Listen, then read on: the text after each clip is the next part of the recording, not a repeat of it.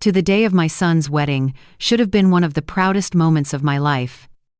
But from the moment I stepped into that glittering ballroom, I knew I didn't belong there. The chandeliers looked like frozen fireworks. The tables were covered in gold linen, and the air smelled of imported roses. Everywhere I turned, people wore designer clothes and polite smiles that never reached their eyes. I had spent weeks saving to buy my simple navy blue dress, the one I thought made me look respectable. But standing next to Emily's family, I felt like a misplaced guest at someone else's celebration. My son Daniel looked handsome in his tuxedo, nervous but glowing with love. When he saw me, his eyes softened.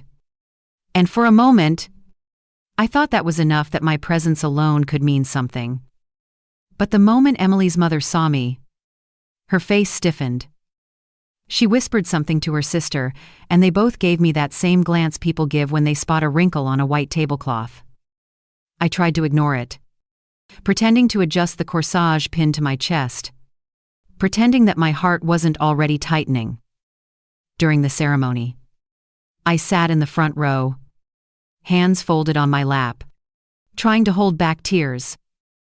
Not the kind of tears people cry when they're happy, but the kind that sting behind your eyelids when you're trying not to feel small. The priest spoke about love, unity, and respect.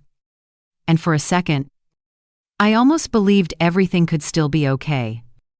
When the vows were over, and everyone clapped, I looked at my son, silently wishing him strength and kindness in his marriage. But during the reception, the tone changed. The laughter around me grew louder, sharper, and I could feel eyes following me each time I moved.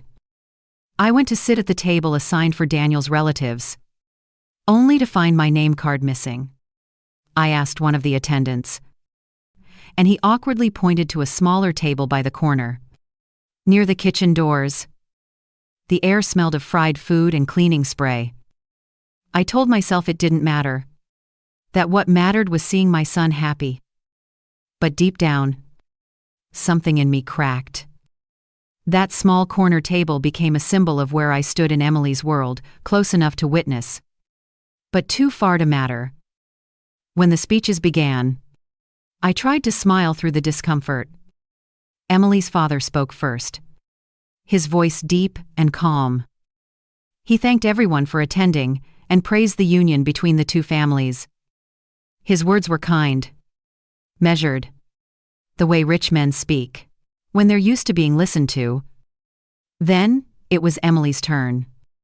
She held the microphone with the confidence of someone who had never been humbled. She talked about love, partnership, and the future they'd build together. Then turned toward me and said something that made the room go silent for a second before bursting into polite laughter. She said she was grateful that Daniel came from humble beginnings, that his mother had taught him the value of hard work, even if, in her words, that meant learning what not to settle for. The laughter felt like applause for my humiliation.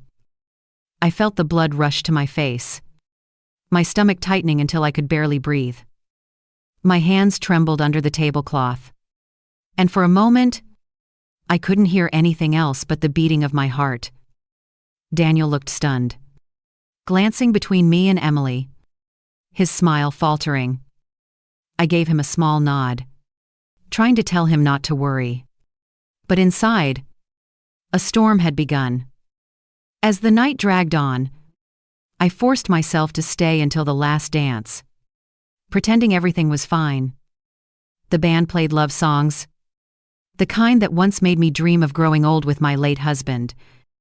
Now, they just echoed hollowly against the walls. I stood near the exit, watching Daniel and Emily twirl under the soft lights, the crowd cheering, phones flashing. She looked radiant, like she had everything she ever wanted. He looked tired, as if he already sensed the weight of what had married into. I clutched my small purse tighter, the one Daniel had bought me years ago for Mother's Day, and whispered a quiet wish for him. When the music ended and the guests began to leave, I slipped out into the cold night without saying goodbye. The air outside smelled of rain and roses, and the city lights blurred through my tears. I walked slowly to the bus stop, the sound of laughter still echoing behind me. That night, under the dim streetlight, I promised myself one thing: I would never let that humiliation define me. But I didn't know then that fate was already moving quietly, and someone from that same night would soon change everything I thought I knew about justice, dignity, and second chances. The morning after the wedding felt heavier than I expected. The sun poured through my kitchen window, but instead of warmth, it felt like a spotlight on everything I didn't want to face. The navy blue dress hung over the back of a chair, wrinkled, smelling faintly of perfume and embarrassment.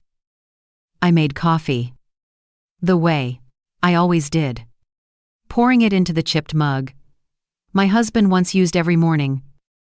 As I stirred in the sugar, my reflection in the dark liquid looked older, smaller somehow. I had spent my whole life building dignity out of simple things: honesty, hard work, love, and in one night, a young woman's careless words had stripped that away. I tried to shake it off, to tell myself I was being too sensitive. But humiliation has a way of echoing. Every time I blinked, I saw the smirk on Emily's face, the polite laughter from the guests, the look of pity in Daniel's eyes. When the phone rang, my heart leapt, hoping it was my son calling to check on me. It wasn't. It was Emily's mother, her voice sharp and sweet at the same time. She thanked me for attending the wedding and mentioned how grateful they were that Daniel had found such a good family to marry into. Her tone dripped with condescension, every word polished like glass meant to cut. I said as little as possible before hanging up, my hand trembling on the receiver.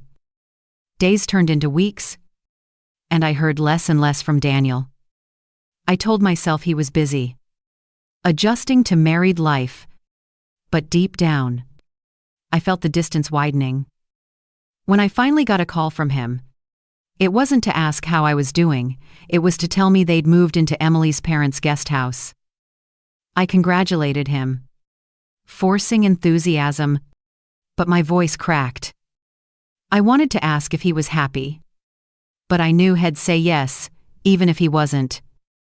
That's what good sons do, they protect their mothers from pain, even when it means lying a little. A few days later, I baked a small cake, the kind Daniel loved as a boy, and decided to bring it over. I thought maybe seeing me would remind him of home. When I arrived at their new place, the maid opened the gate. She looked uncertain, like she wasn't sure if I should be let in. Before she could decide, Emily appeared at the door, dressed elegantly in cream and pearls. Her smile was polite but cold. She told me they were just leaving for an event and that it wasn't a good time. I held out the cake anyway, saying it was homemade. She hesitated before taking it, thanked me curtly, and closed the door. The sound of that latch clicking was louder than it should have been. I stood there for a moment, staring at the closed door, the box empty in my hands. The silence that followed was worse than any insult.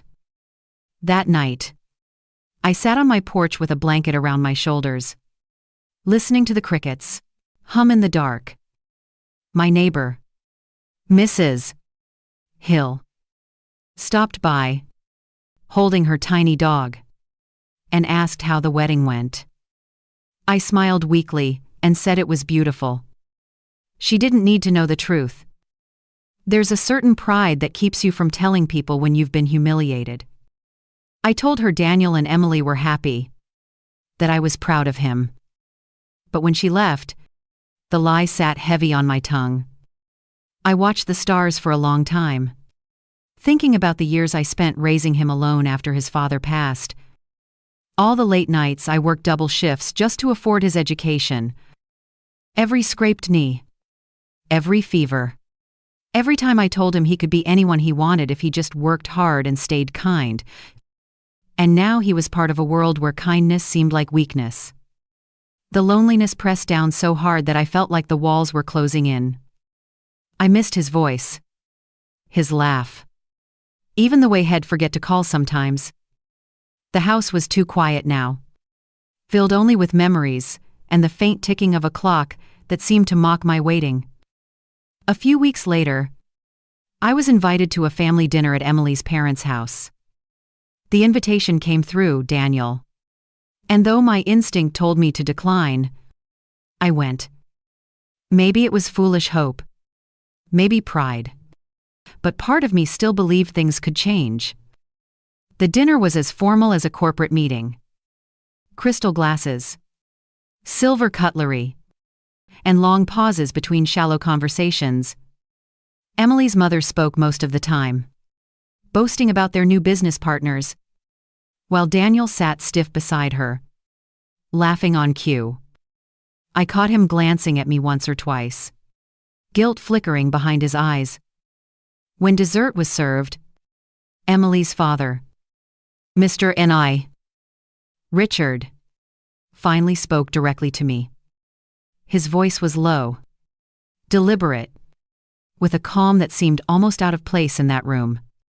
He asked about my work, my health, the neighborhood. His questions weren't small talk, they carried genuine interest. There was a warmth in his tone that no one else at that table had. I noticed Emily and her mother exchanging glances, clearly uncomfortable with his attention toward me. But I didn't mind. For the first time in weeks, I felt seen, not judged. As the evening ended, Mr. N.I. Richard walked me to the door himself. He paused for a moment and said quietly that he admired my grace, that not everyone could have handled that wedding the way I did. Then he added, almost to himself, that sometimes people forget who truly has dignity until life reminds them. I didn't know what he meant then, but his words stayed with me long after I left. The days after that dinner stayed with me like a faint echo I couldn't shake. I replayed Mr. Richard's words in my head whenever the loneliness crept in. There was something about the way he said them, calm and steady, as if he had seen the world long enough to know that truth doesn't always need to shout to be heard. Life went on quietly, but things between Daniel and me remained distant. He called once a week, sometimes less, and each time his tone felt more careful, as if he were measuring every word. I could sense Emily listening in the background.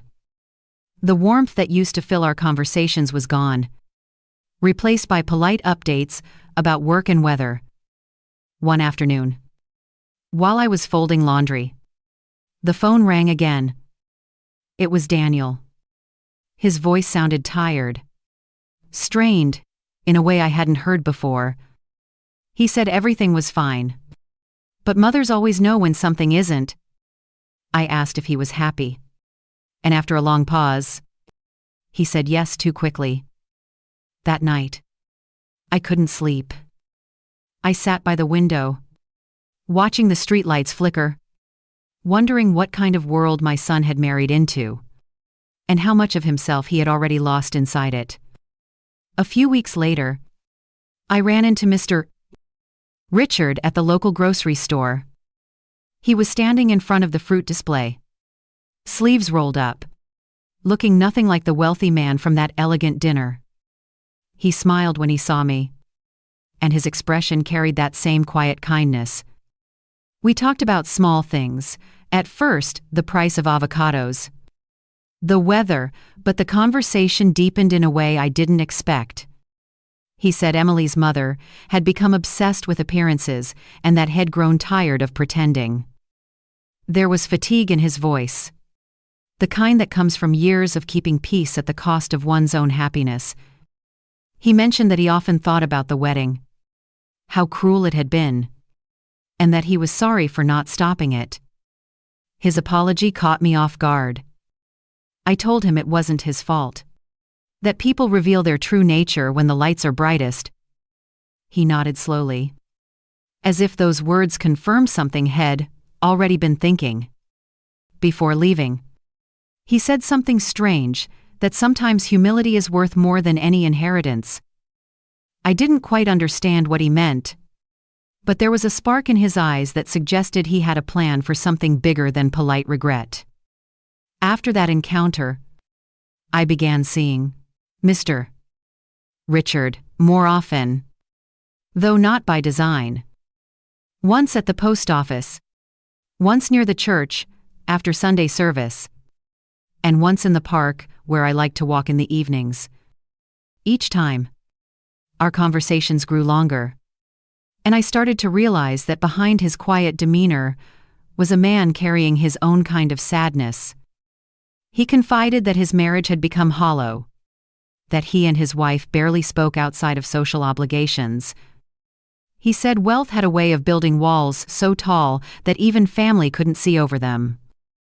I told him I understood because I had spent most of my life on the other side, trying to climb up to be seen, to be respected, only to realize that real dignity comes from standing your ground no matter where you are.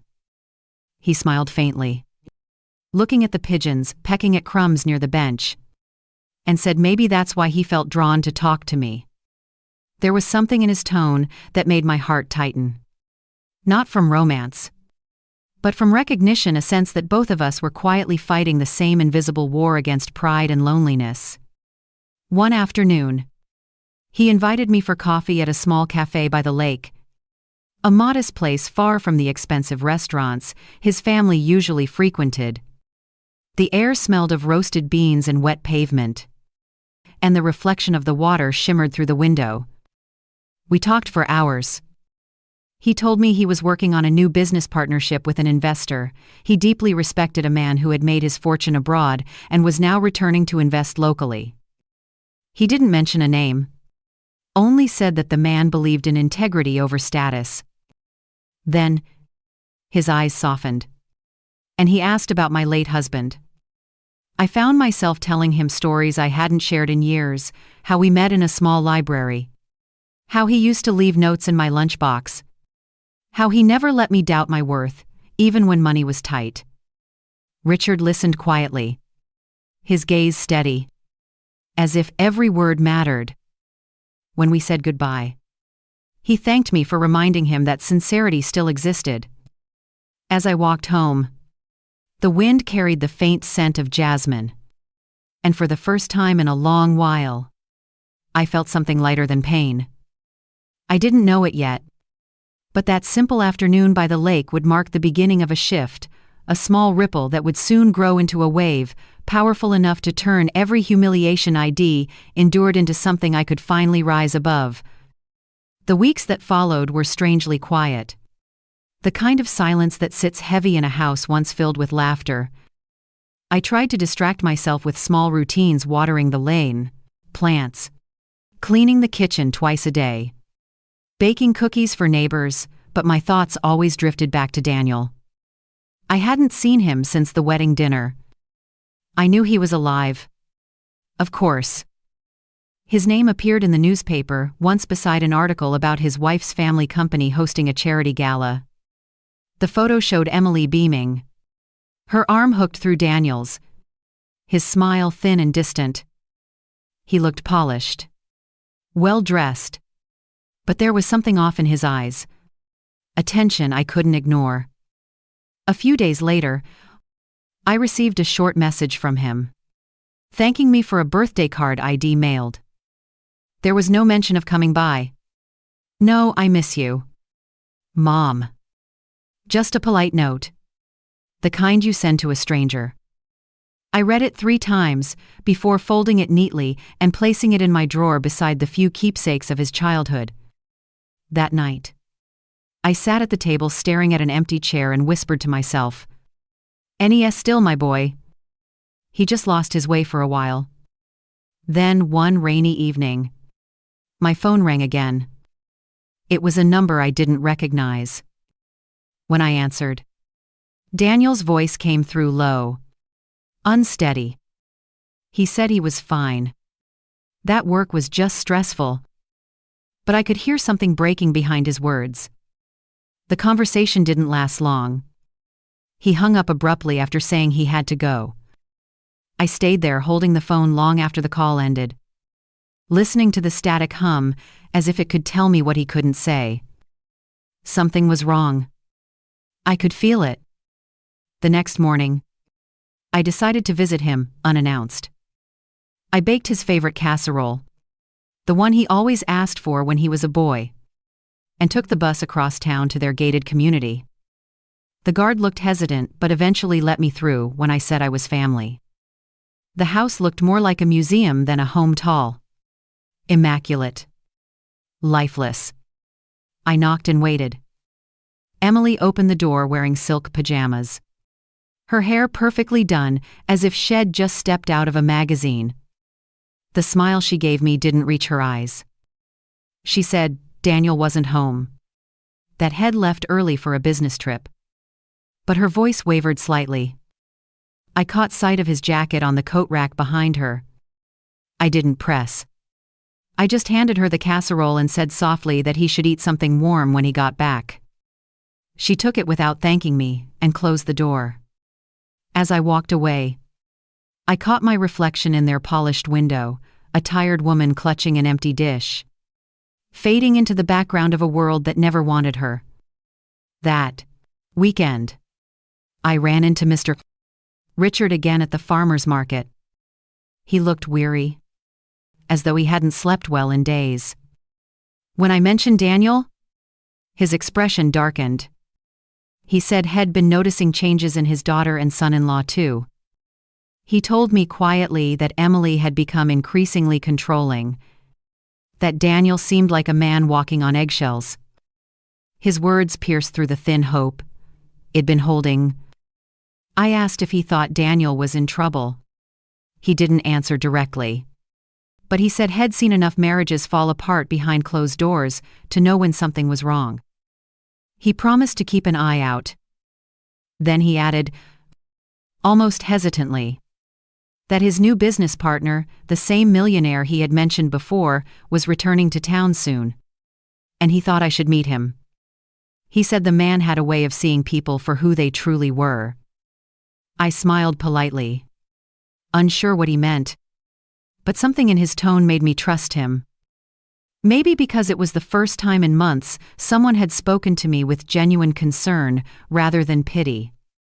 A few days later, I received a handwritten note in my mailbox. The handwriting was neat, elegant. It was from Mr. Millionaire, Richard. He invited me to dinner the following week at a small restaurant near the lake, saying he wanted to introduce me to someone who could change a few things. The phrase lingered in my mind all day. That night, I stood by my mirror trying to decide what to wear, feeling both nervous and strangely hopeful. I chose a simple cream blouse and a soft gray skirt, the kind of outfit that felt honest to who I was.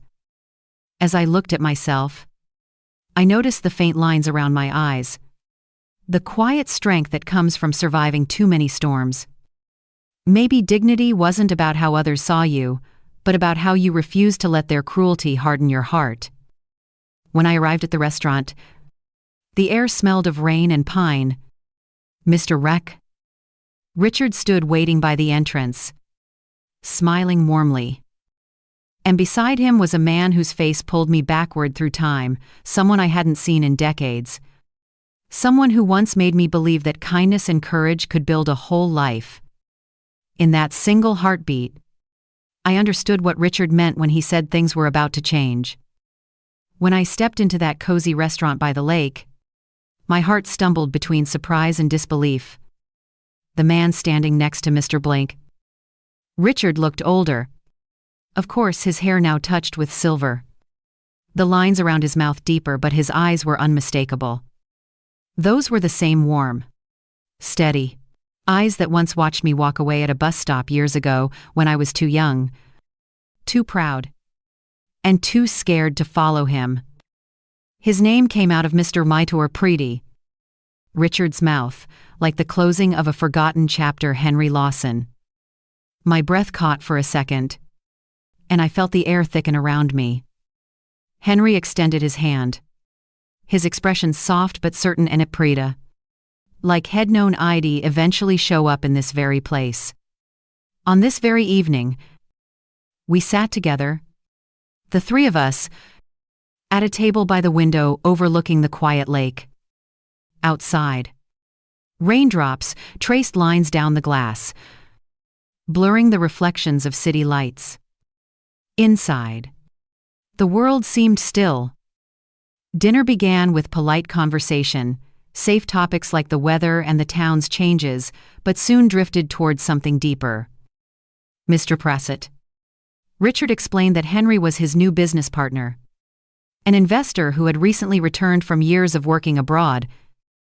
Henry chuckled lightly and said he wasn't as grand as that sounded, that he simply learned the value of persistence more than most. I found myself watching him between bites of my soup. The way he spoke hadn't changed. There was still that same sincerity, that unhurried way of listening that made you feel as if your words mattered. Mr. Prassett.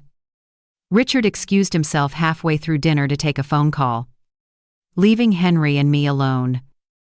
We sat in silence for a moment before he leaned forward slightly and said he had heard a little about what happened at my son's wedding. I stiffened, embarrassed, but he raised his hand gently, assuring me it wasn't gossip. Richard had told him out of concern. Henry said he admired the way I carried myself that night, how I had chosen silence instead of bitterness. He said, "Real strength doesn't come from shouting, it comes from standing tall when others try to make you bow." His words struck something inside me I didn't realize was still tender. I looked down, tracing the edge of my napkin, and for the first time in months, I didn't feel small. We talked long after the plates had been cleared. He told me about his life abroad, about building a company from nothing, about losing people he cared for, and learning how loneliness could either crush you or shape you. I listened quietly, realizing that in all those years, he hadn't become someone different, just more of who he already was. When he asked about Daniel, my throat tightened. I told him what I could, about how distant my son had become, how his marriage had turned into a cage made of appearances.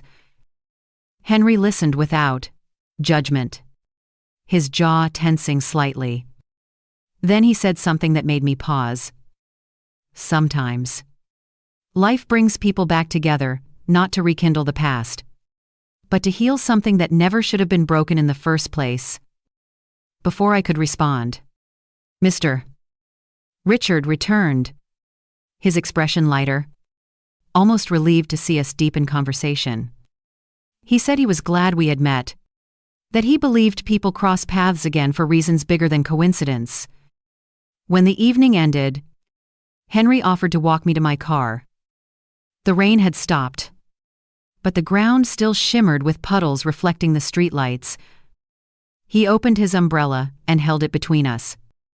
We didn't say much on that walk, but the quiet was comfortable.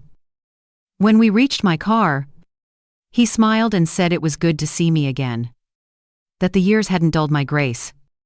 I wanted to tell him that life hadn't dulled his kindness either, but the words stayed in my chest. Over the next few days, I couldn't stop thinking about that night. It wasn't nostalgia. Exactly. It was more like remembering a version of myself I thought had disappeared, the woman who once believed that decency could outlast cruelty. Then one morning, the phone rang. It was Mr. H. Richard. He said Henry had been deeply moved by our conversation and wanted to meet again, this time to discuss something that could help Daniel find his own path. I didn't understand what he meant, but the sincerity in his tone left me curious. He explained that Henry had a new project, an initiative to help small business owners become independent from corporate control, and he thought Daniel would be perfect for it. My heart lifted slightly. Maybe this was the chance my son needed, the lifeline that could pull him away from the toxic influence of his in-laws. That afternoon, I sat on the porch. The letter Henry had sent resting in my lap. His handwriting was still elegant. His words careful. He wrote that he believed in giving good people a way to stand on their own. At the end of the letter, Head added one quiet line that made my eyes sting. For a woman who taught her son to rise with dignity, it's time the world saw what that lesson can build.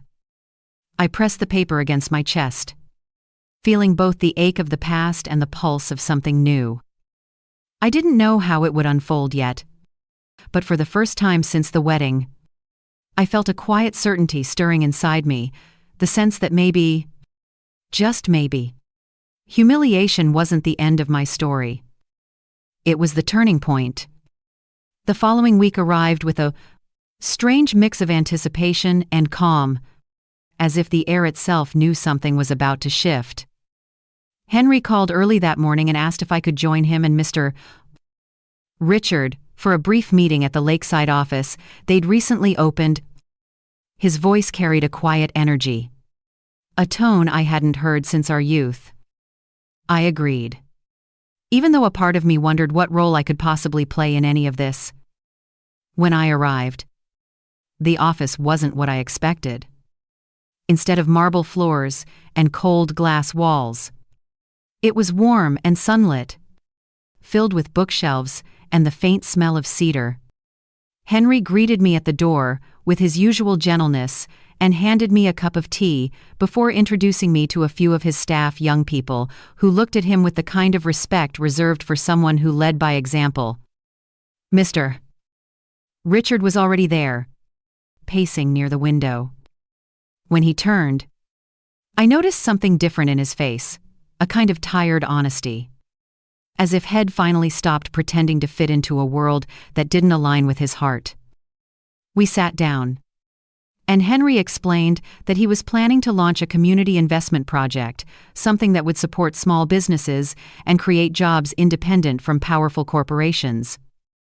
He believed that local people, not wealthy families, should be given the chance to grow their own future. As he spoke, I realized the depth of his conviction. Every word was measured, but passionate. And when he mentioned Daniel's name, my heart leapt. He said Daniel's background in logistics and his sense of integrity made him an ideal partner for the project. Mr.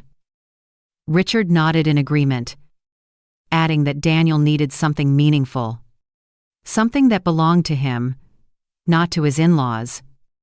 I sat quietly, trying to take it all in. For so long, I had prayed for a way to bring my son back to himself. And now these two men were offering that chance without me even asking. It was humbling. I told them I didn't know if Daniel would accept, that Emily's family had a tight hold on him. Henry smiled softly and said, "Then well, just have to remind him of who he is." Something in his tone made me believe him completely. Later that afternoon, as I walked home along the lakeside path, the world felt lighter. The water shimmered under the sun, and the air smelled of pine and distant rain. For months, I had been walking through days like someone carrying invisible weight. But now it felt as if someone had finally reached out and lifted a piece of it away. I stopped by the bakery to buy a loaf of bread and saw my reflection. In the glass window, my face softer, less burdened. Maybe this was what hope looked like. Not the loud kind that bursts into fireworks, but the quiet one that grows gently, almost shyly, after too much darkness. When I got home, I found a small package waiting on my doorstep. Inside was a handwritten note from Henry and a folder labeled proposal draft. The note said only one line: "For Daniel, so he remembers that freedom is something worth building." I held the papers against my chest and closed my eyes, whispering a silent thank you to whoever above still believed I deserved a little grace. That evening, I called Daniel. His voice was hesitant at first, like someone afraid of what he might hear. I told him there was an opportunity waiting for him, something honest, something his own. I didn't mention Henry yet. I wanted him to see it for himself, before any names were attached. He sounded doubtful, said Emily. Probably wouldn't approve of him taking on new commitments. I could almost hear the hesitation in his breath, the way fear had settled into his decisions. I told him he didn't need anyone's permission to rediscover himself. For a long time, he said nothing. Then finally, he whispered that he missed me. Just those 3 words. Small but enough to make my throat tighten. I told him I missed him too. That my door was always open. When we hung up, I sat by the window, listening to the wind move through the trees. For the first time since the wedding, I slept soundly. The next morning brought another call, this time from Mr. Pisate.com. Richard. His voice carried urgency, but also hope. He said Henry wanted to meet Daniel personally, to offer him the project and explain everything. I agreed immediately. It was strange how the paths of all these people, each of us from different corners of disappointment, were slowly converging into something redemptive. That afternoon, I baked Daniel's favorite cookies. Not out of nostalgia, but as a quiet reminder that love, a la civ, no matter how strained, could still be steady. As I set the cookies on the counter to cool, I found myself smiling for no reason at all. The woman who had walked home from that humiliating wedding months ago had been broken, but the one standing in that small kitchen now was different. She had learned that dignity doesn't fade in the face of cruelty, it deepens. I didn't know exactly how Henry's plan would unfold, or what storms might still come.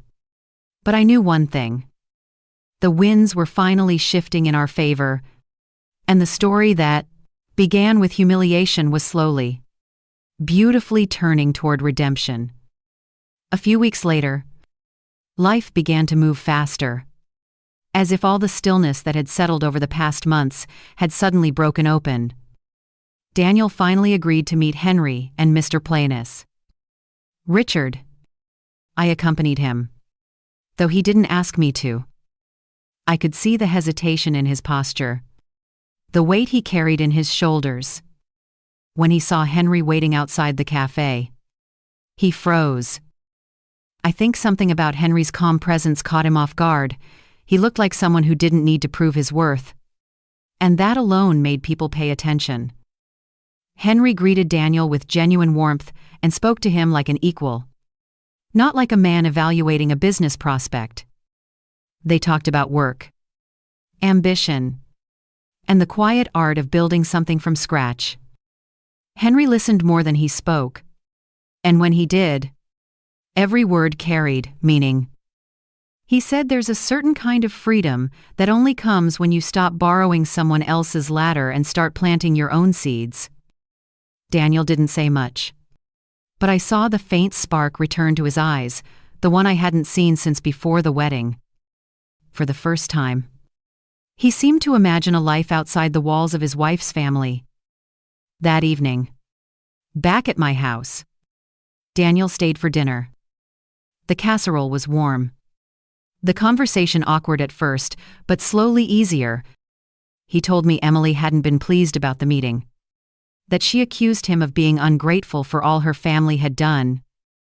I stayed quiet, letting him vent. He said she didn't like the idea of him working with strangers, especially people not connected to her father's company. I almost laughed when he said it. Not because it was funny, but because I finally saw how tightly she needed to control him. Daniel caught my look and smiled weakly. For a moment, he seemed like my boy again, sitting at my table as if nothing in the world had changed.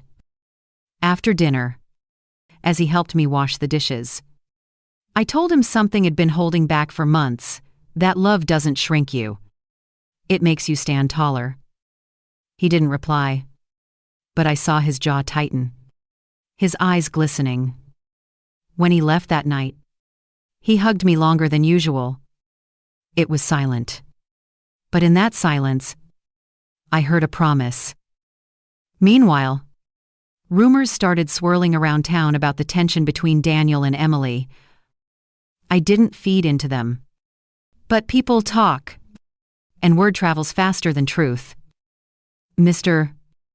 Richard confided that his wife had become restless, worried about losing face if their daughter's marriage fell apart. He said Emily's mother cared more about social standing than her own peace. And that kind of vanity always demanded a price. He sounded weary, like a man who had grown tired of holding up walls that no longer protected anything worth saving.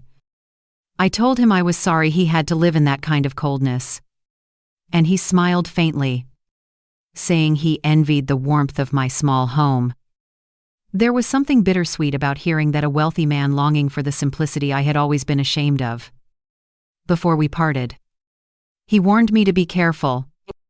He said his wife had begun asking questions about Henry and about me, spinning her own theories. I thanked him and told him I wasn't afraid. Truth, I said, only scares those who depend on lies. Then came the night, everything began to unravel. Daniel called me late, his voice shaking. Emily had confronted him about Henry's offer, accusing him of betraying her family. He said the argument escalated, and for the first time, he saw her cruelty without disguise. She told him he was nothing without her connections, that she had lifted him into a world he didn't deserve. I could hear the pain in his voice. But beneath it, there was also something fierce anger mixed with clarity. He said he was done. He couldn't live like that anymore. He packed a few bags and told me he was coming home, at least for the night. When he arrived, it was close to midnight. His eyes were tired, his hands trembling slightly, but there was relief in his face. I made him tea and listened quietly as he spoke. He said he wasn't sure what the next step would be, but he knew one thing. He wanted to build his life on his own terms. I looked at him and felt the weight of everything finally start to lift. Outside, the wind rustled through the trees, and the house that had felt so empty for so long suddenly felt alive again. Later that week, Henry invited both of us to his office. He presented Daniel with a partnership contract. His own company would back Daniel's business idea. The plan was clean, fair, and full of potential. Daniel read every line carefully, and when he finally looked up, I could see his decision written in his eyes. He signed. Henry smiled and shook his hand firmly, then turned to me and said softly that this was only the beginning. I didn't fully grasp the scope of what he meant, but I sensed that this moment would ripple far beyond business. For the first time since the wedding, I felt like my son was standing on his own ground again, strong, steady, free. I didn't know what Emily or her family would do next, but I knew one thing for sure. Humiliation had lost its grip on us. We had quietly, without revenge or bitterness, begun to take back our dignity, piece by piece. And as I watched Daniel walk out of Henry's office that day, sunlight spilling across his shoulders, I thought maybe this was what redemption looked like, not loud or dramatic, but real, earned, and deeply human. The morning after Daniel signed that contract felt different. The light coming through my curtains seemed gentler, almost like the world itself was exhaling after holding its breath for too long. I went about my morning routine as usual, brewing coffee, sweeping the porch, but everything felt new. When Daniel came down for breakfast, he looked lighter too. There were faint circles under his eyes, but his shoulders weren't hunched anymore, and his voice carried a quiet confidence I hadn't heard in years. He told me Henry had arranged a small meeting with the investors later that week, and that he wanted to be fully prepared. I offered to help him practice his presentation, though I joked that my years of experience selling cookies at the church bazaar might not be very useful in the business world. He laughed. And that sound, his laughter, filled the house like sunshine breaking through old shadows. For a moment, it felt like I had my boy back. Not the polite, distant man who used to visit me out of obligation, but the real Daniel who dreamed big even when life was small. But peace never lasts too long when pride is threatened. 2 days later, as Daniel was leaving for a meeting, a black luxury car stopped in front of our house. Emily stepped out, followed by her mother. Both of them wore their anger like armor, eyes sharp and cold. I watched from the window as Daniel froze on the porch, caught between shock and frustration. I stepped outside, calm, but firm. Emily's mother didn't waste a second before starting her performance. She accused Daniel of being ungrateful, of dragging their family name through the mud by working with outsiders. Her words were heavy with venom, disguised as concern. Daniel tried to speak, but Emily interrupted him. Her voice shook not from sadness, but from rage. She said he was embarrassing her, that leaving her house was the biggest mistake of his life. When she turned to me, her tone softened just enough to sound like mockery. She said she pitied me for clinging to my son as if he were still a child. I didn't answer.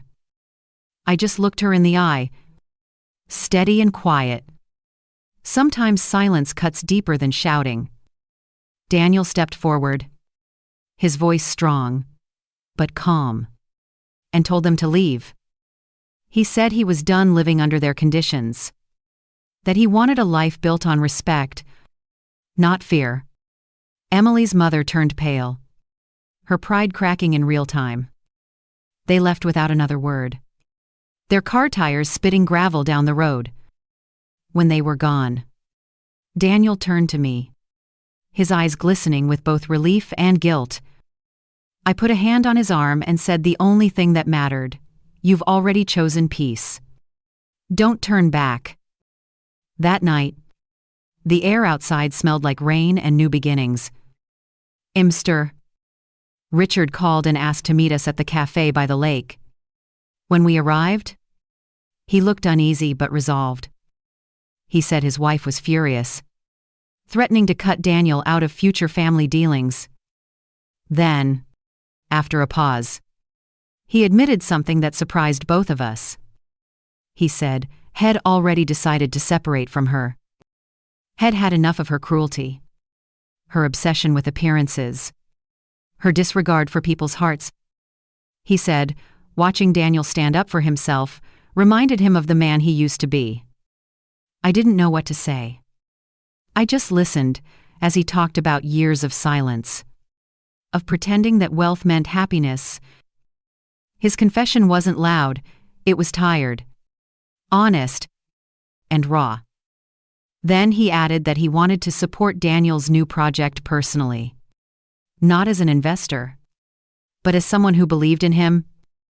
I saw Daniel's eyes widen, emotion flickering between gratitude and disbelief. Henry had been right all along. This was never just about business. It was about redemption, spreading like light, from one wounded heart to another. A few days later, Henry hosted a small dinner at his home to celebrate the official start of Daniel's new company. It wasn't grand or lavish, just a long wooden table, candles flickering, the smell of roasted herbs filling the air. Mr. Richard attended too, quieter now, almost at peace. When Daniel stood up to give a short speech, he spoke from the heart. He thanked Henry for believing in him, Mr. Richard for his honesty, and then he turned toward me. He said that everything he was, everything he hoped to become, started with the lessons I had taught him about humility, work, and courage. His voice trembled as he said that no amount of money could ever replace the dignity of knowing where you come from. I felt my throat tighten. And before I knew it, tears blurred the candlelight. Henry glanced at me and smiled softly. The kind of smile that said everything without needing words. When dinner ended, and the others lingered outside, Henry walked me to my car. The night was cool. The stars sharp against the dark sky. He said quietly that he was proud of me, proud of Daniel, and that sometimes life circles back to give us what we were once denied. I didn't reply, I just stood there, letting the breeze carry away years of silence. When I got home, I placed the bouquet Henry had given me on the table and sat beside it, watching the petals open slowly in the dim light. The house no longer felt lonely. It felt full of stories, of laughter, of second chances. I realized that humiliation hadn't broken me. It had refined me. It had stripped away everything false and left behind only what was real: grace, patience, and strength. Somewhere, deep down, I knew the story wasn't over. The storm had passed, but its winds had left new roots behind. And though Emily's world might still sneer from its tower of pride, I finally understood what Henry and Richard had both meant in their quiet ways. Dignity isn't given, it's earned every time you choose kindness over cruelty. The morning of Daniel's first major presentation arrived with an air of quiet triumph. The house smelled of coffee, and Paperhead stayed up half the night rehearsing, pacing the floor. His notes spread across the kitchen table like pieces of a future taking shape. I watched him from the doorway, remembering the boy who once practiced spelling tests in that same spot. Except this time, the stakes were real, and the eyes that would watch him weren't teachers but potential investors. He looked at me with a nervous grin and said he hadn't felt this alive in years. I smiled, told him that fear and excitement often share the same heartbeat. When he left, briefcase in hand, I whispered a prayer that the world would finally see him the way I always had, not as the son-in-law of a powerful family, but as a man capable of standing on his own name. That afternoon, I met Henry and Mr. Richard at the event hall. The air buzzed with polite chatter and the clinking of glasses, the kind of sound that used to make me uncomfortable, but not today. When Daniel walked to the podium, his back straight and his voice steady, every ounce of doubt it carried melted away. He spoke with conviction about fairness, opportunity, and the power of rebuilding from the ground up. There were no rehearsed slogans, no empty charm, just honesty.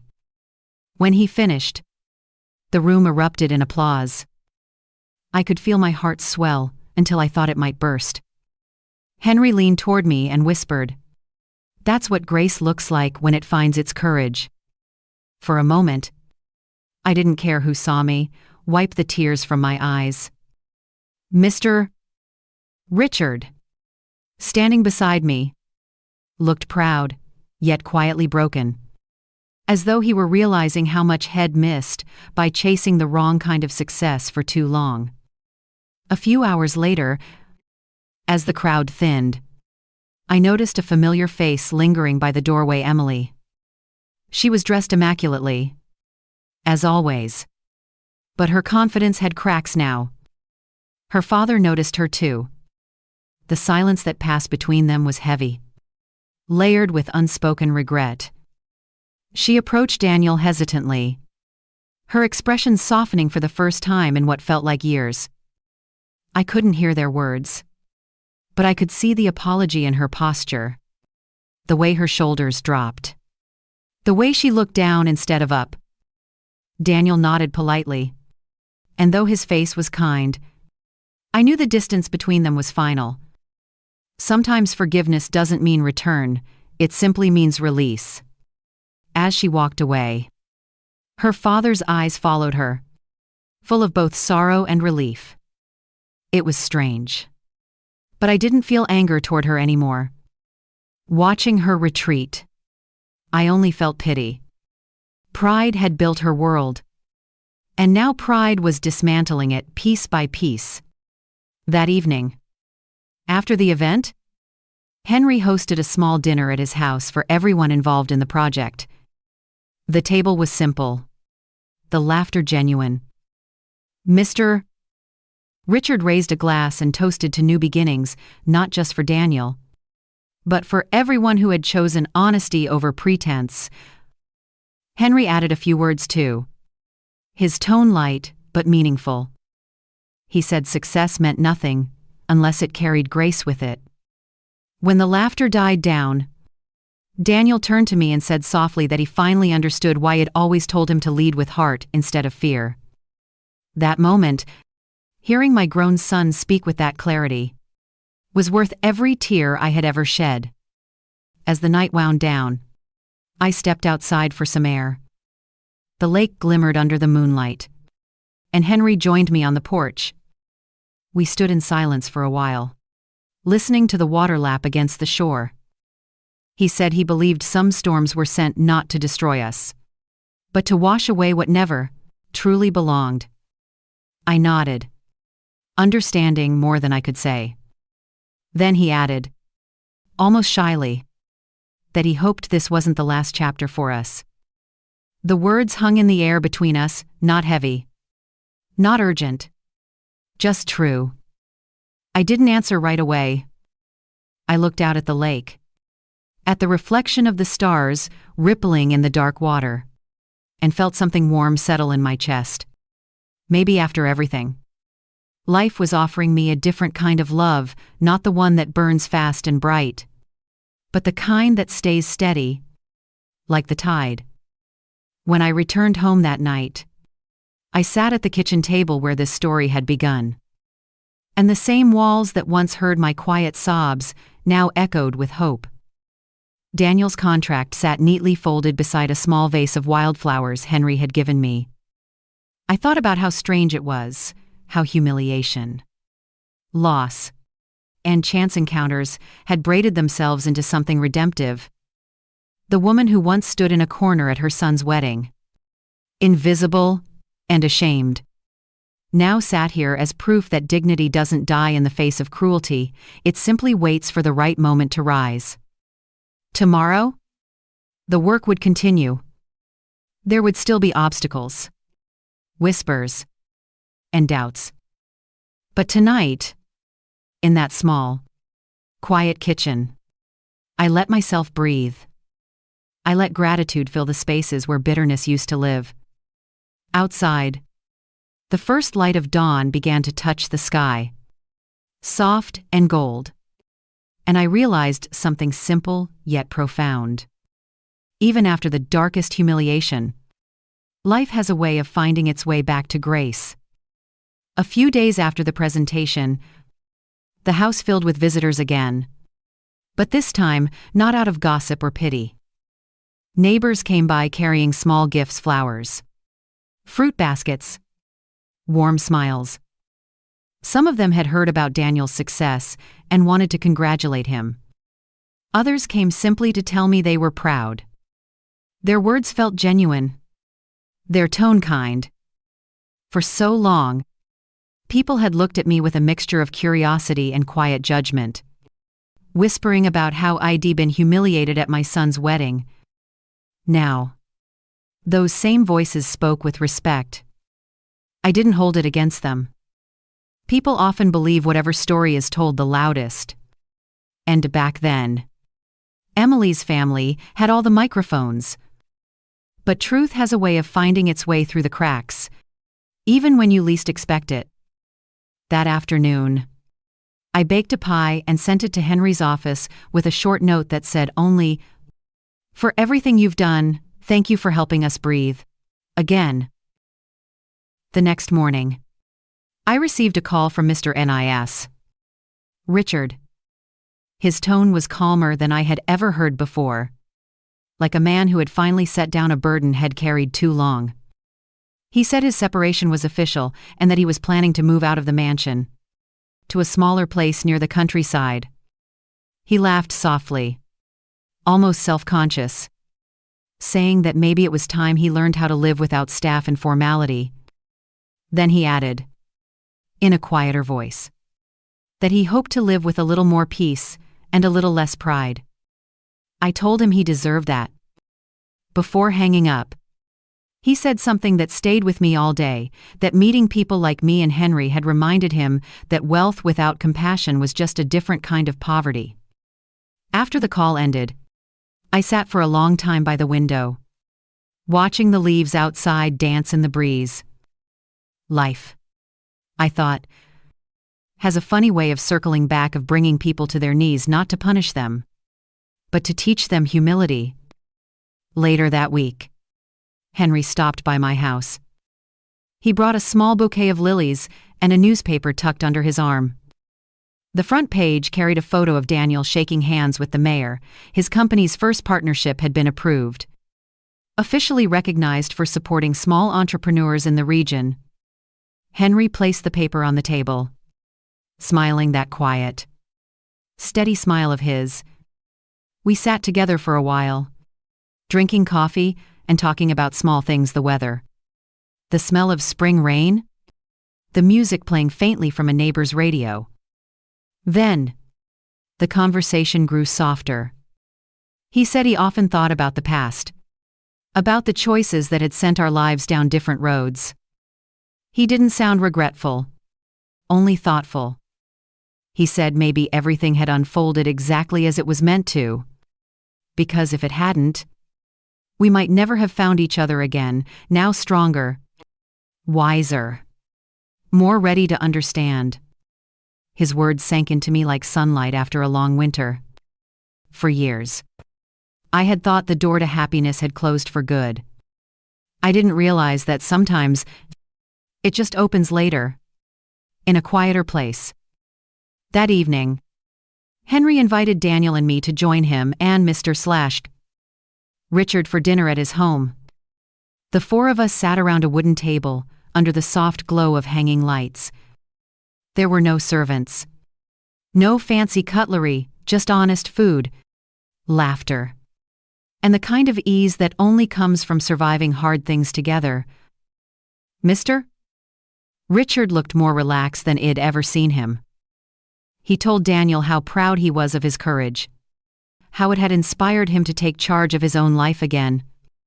Daniel thanked him politely but then turned to Henry, saying that none of this would have happened without his faith in him. Henry smiled, shook his head, and said that all he did was remind him of what had already forgotten, that strength doesn't come from power, but from integrity. The conversation flowed easily after that. At one point, Mr. Richard raised his glass and said softly that sometimes losing everything you thought mattered is the only way to find what actually does. We all clinked glasses in quiet agreement. When the evening ended, and Daniel left ahead of us, Henry offered to walk me home. The night air was cool, scented with pine and faraway rain. We didn't talk much. There was a kind of comfort in silence between us now, as if words would only interrupt what both of us already understood. When we reached my gate, he stopped and looked at me for a long moment, before saying that he was glad the world had given us both a second chance, not just at happiness, but at peace. I smiled, feeling something inside me soften. Something that had been locked away since the day I was humiliated at that wedding. I realized then that pain doesn't always end with closure. Sometimes, it transforms into quiet wisdom, the kind that stays with you like a steady heartbeat. After he left, I stood at the porch for a long time, watching the stars shimmer against the dark sky. The house behind me was no longer a place of loneliness.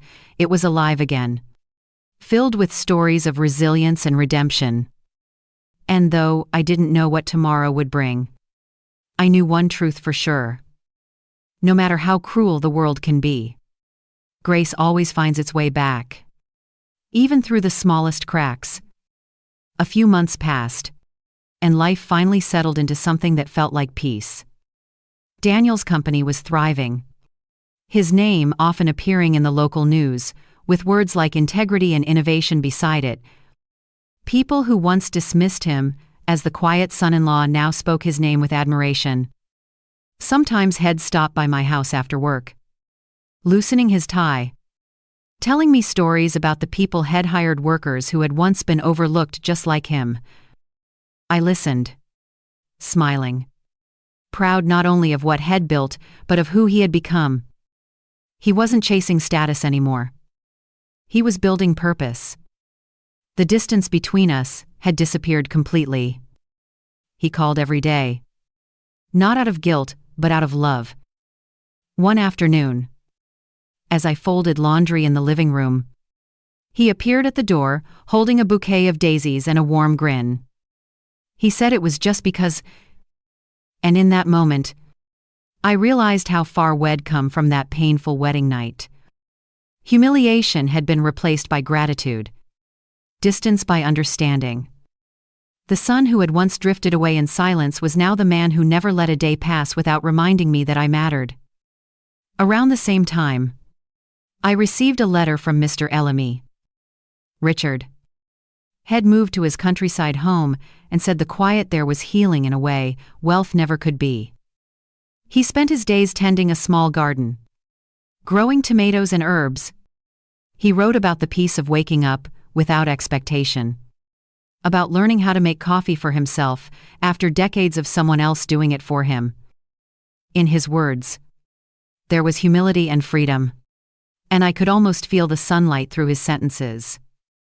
He thanked me for teaching him through example and said that my quiet dignity had changed the way he viewed people. The letter ended with a small postscript that made me smile. He had recently met someone kind, a woman who also knew the value of simplicity. He said he was taking things slow this time, that love in your later years should be gentle, not rushed. I folded the letter carefully and placed it in a wooden box with other mementos of this strange, beautiful chapter of our lives. Henry, meanwhile, had become a constant presence, not intrusive, just steady, like the tide that never fails to return. He often joined Daniel and me for dinner, bringing along little things he thought we'd like. A new book, a basket of fruit, a bottle of wine from a small vineyard he supported. There was something grounding about him. We'd sit on the porch after dinner, the three of us, watching the sun dip behind the hills. Sometimes Daniel would tease us about how we never ran out of things to talk about. But truthfully, much of our connection didn't need words. Henry and I shared a quiet understanding, born of years spent learning what really matters.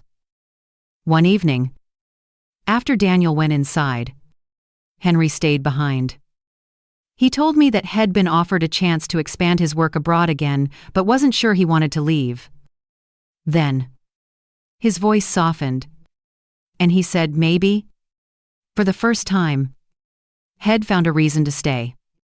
I didn't answer right away. I just looked at the stars above the dark horizon and whispered that some journeys are meant to end exactly where they began, with the people who make you feel at home. Weeks later, Henry invited me to a small gathering by the lake, a celebration of the company's one-year anniversary. It wasn't extravagant. There were no photographers, no press, just family, friends, laughter, and the sound of the wind moving across the water. Daniel gave a short speech, thanking everyone who had stood by him. He spoke about the meaning of second chances, about how sometimes, to rebuild yourself, you have to lose everything first.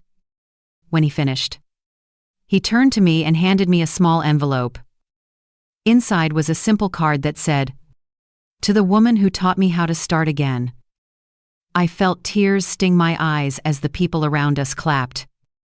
Henry stood beside me, his hand brushing against mine just for a moment, a small gesture full of quiet promise. The sun dipped low, painting the lake in gold, and I thought about how strange and miraculous life could be. Once, I had walked home from a wedding, humiliated and broken. Now, I stood, surrounded by peace, by people who had found redemption through kindness. It wasn't a fairy tale ending, but it was something deeper earned, real, and tender. That night, as the stars came out, Henry and I walked along the water's edge. The air smelled faintly of jasmine and wet grass. He told me he'd made his decision, he wasn't leaving. He wanted to stay. Not because of obligation or nostalgia, but because peace, he said, was a rare thing, and had finally found it here. I didn't say much. I just reached for his hand and held it, feeling the quiet rhythm of two hearts that had survived storms and somehow found their way to stillness. In that moment, I understood something I had missed for years. Life doesn't owe us fairness, but it often gives us balance. Every cruelty, every heartbreak, every fall, it all leads us toward the grace we were meant to find. And as the wind moved across the lake, carrying the echoes of laughter and the faint hum of music from the party behind us, I realized this was what healing looked like, not loud, not perfect, but deeply, beautifully human. The following morning, the world felt calm in a way I hadn't known for years. The sunlight streaming through the curtains seemed softer, the kind that warms without blinding. I woke early, brewed coffee, and sat by the kitchen window watching the lake shimmer in the distance. My house, once heavy with silence, now carried the gentle rhythm of life, Daniel calling from his office, Henry stopping by, unannounced, just to share a cup of tea. Neighbors waving as they passed. Peace had stopped being an idea. It had become a presence. Something living in every corner of my home.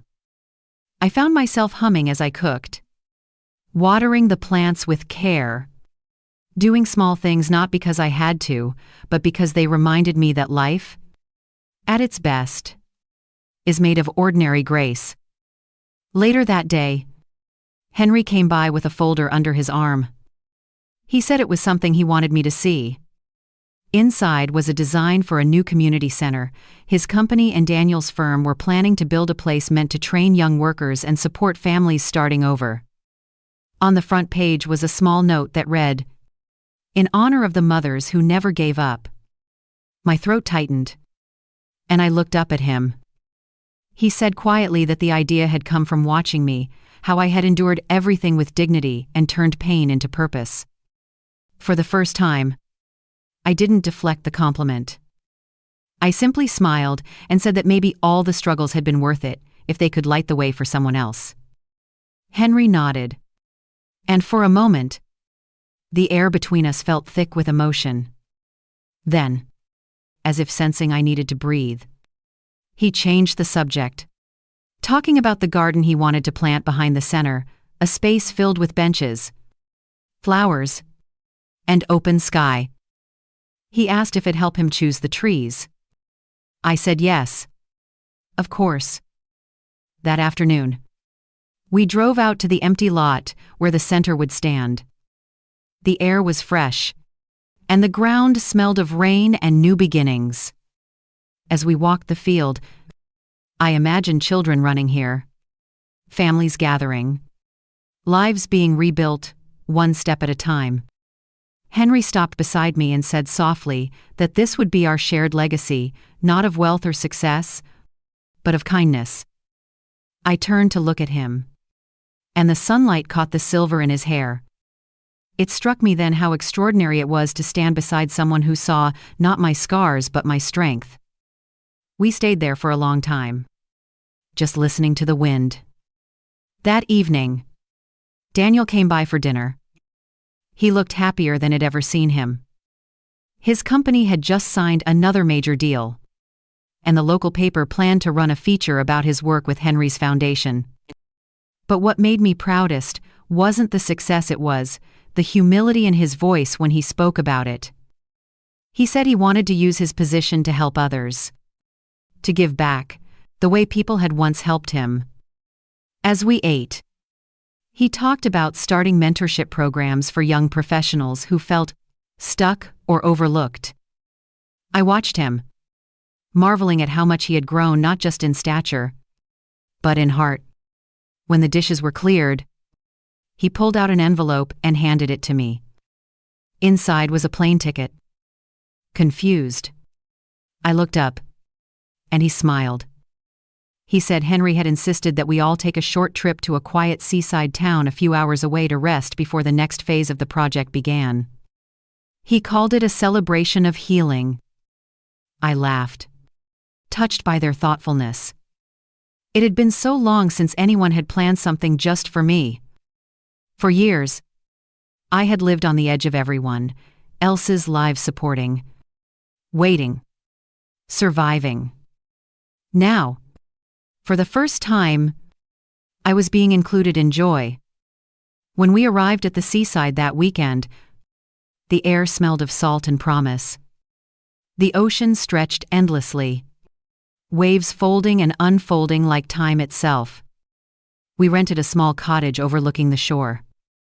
Daniel spent the mornings walking along the beach, sketching ideas in his notebook. Henry and I sat on the porch, sipping coffee and talking about everything and nothing. One afternoon, as the tide came in, Henry told me he'd decided to make this coastal town his home base, a place to slow down, to build something lasting. Then he added, in his gentle way, that he hoped I'd consider spending more time there too.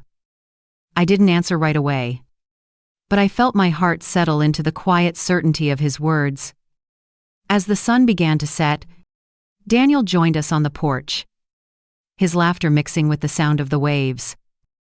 In that golden light, I realized something simple yet profound. Life had not only returned what it lost, it had given me more than I ever dreamed possible. The humiliation that once broke me had become the foundation of something unshakable. I wasn't just the woman who survived disgrace. I was the woman who rebuilt her world from it. The morning of our last day by the sea came with the sound of waves brushing gently against the sand. Like the ocean itself was breathing in rhythm with my heart. I stood on the porch, coffee warming my hands, watching the horizon turn from pale gray to soft gold. Henry joined me quietly, wrapping a shawl over my shoulders before sitting beside me. We didn't speak for a while. There was no need.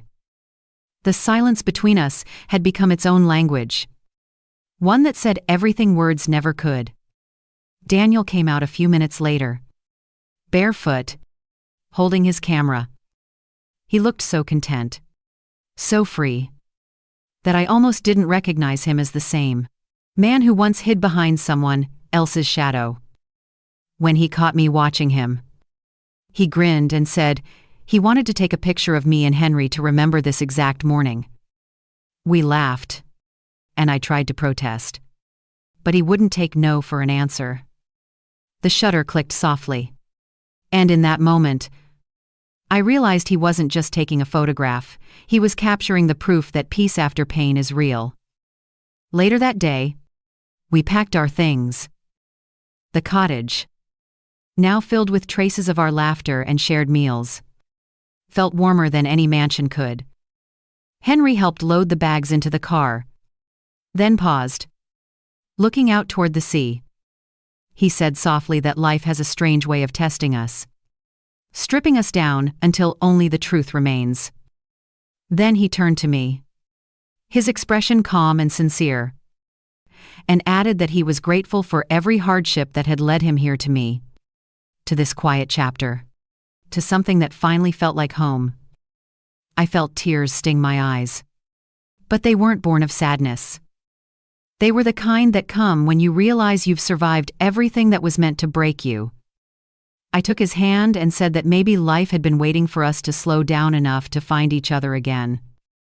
He smiled, And for a moment, the years between us disappeared. When we returned home, Daniel's company officially opened the new community center. The ceremony was simple, but beautiful.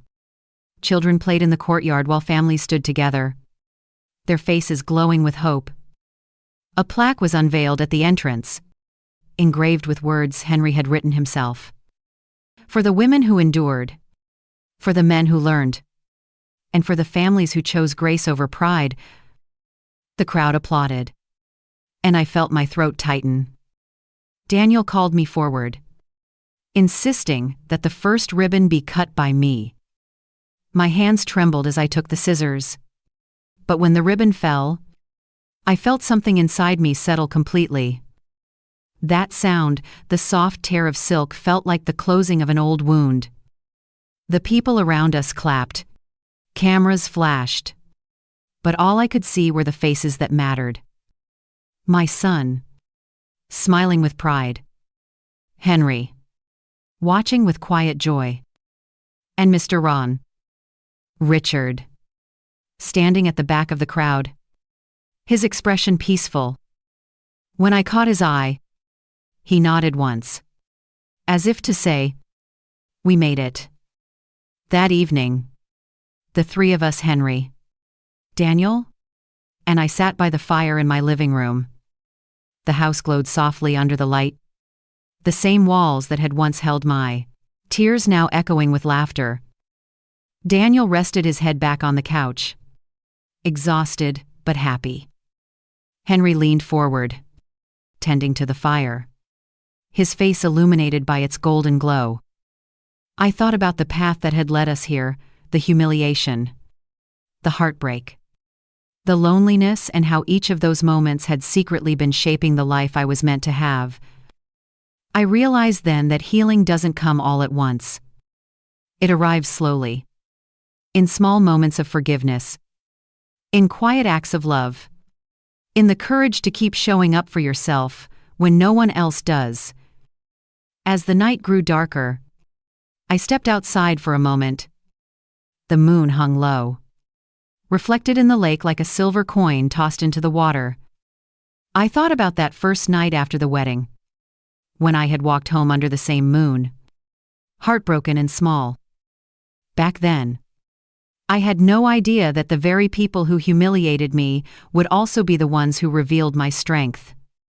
That every cruelty would carve space for compassion. That every loss would make room for better things to come. The wind brushed against my face, and for the first time in a long time, I whispered a prayer, not for revenge, not for justice, but for gratitude. Because even though life hadn't gone the way I expected, it had given me something far greater. A chance to rise with dignity, to love without fear, and to prove that grace can rebuild what pride once destroyed. When I went back inside, Henry looked up from the fire and asked softly what I'd been thinking about. I smiled and said, "Just how strange it is that pain can turn into peace if you wait long enough." He nodded, reached out, and took my hand. And as the fire crackled between us and Daniel dozed off with a faint smile, I knew the story had come full circle. The woman who once left a wedding in tears was now sitting in the warmth of her own victory, not one built on pride or revenge, but on quiet resilience. I didn't need anyone's approval anymore. I had found something stronger than pride, louder than humiliation, and deeper than love itself, grace. And that, I realized, was the real ending. The kind that doesn't fade when the lights go out, because it lives on quietly in the heart.